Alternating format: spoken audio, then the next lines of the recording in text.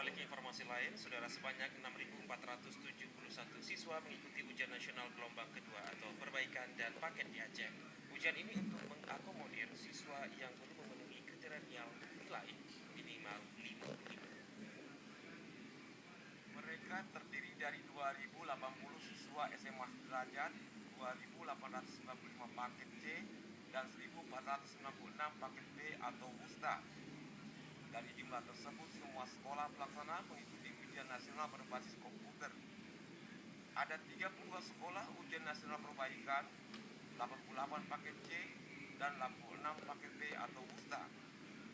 Kepala Dinas Pendidikan Aceh, Laisani, mengatakan pelaksanaan ujian nasional gelombang kedua atau perbaikan dan paket tidak menentukan kelulusan.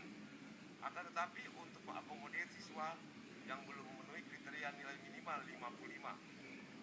Misalnya, peserta pada ujian nasional lalu mendapat nilai 44, maka boleh ikut lagi ujian nasional gelombang kedua untuk memperbaiki nilai minimal. Ujian nasional gelombang kedua ini menurutnya untuk SMA sederajat, program paket C dan paket B termasuk perbaikan digelar serentak seluruh Aceh mulai hari ini 13 hingga 15 Oktober 2017.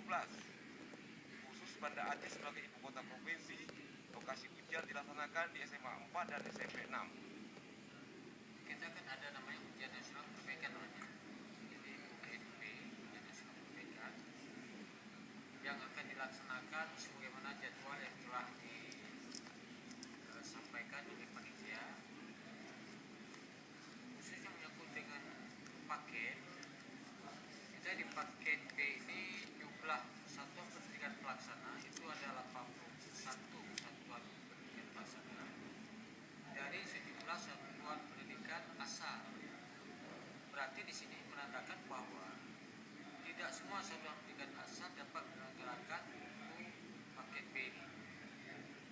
Kemudian untuk paket C ini juga seperti itu, karena paket B dan paket C yang dilaksanakan oleh PKBM, yaitu Pusat Kegiatan Belajar Masyarakat, dan memang ini merupakan tanggung jawab satuan pendidikan. Jadi ketika kita bicara siapa sih tanggung jawab terhadap paket B dan C, memang itu adalah punyanya PKBM.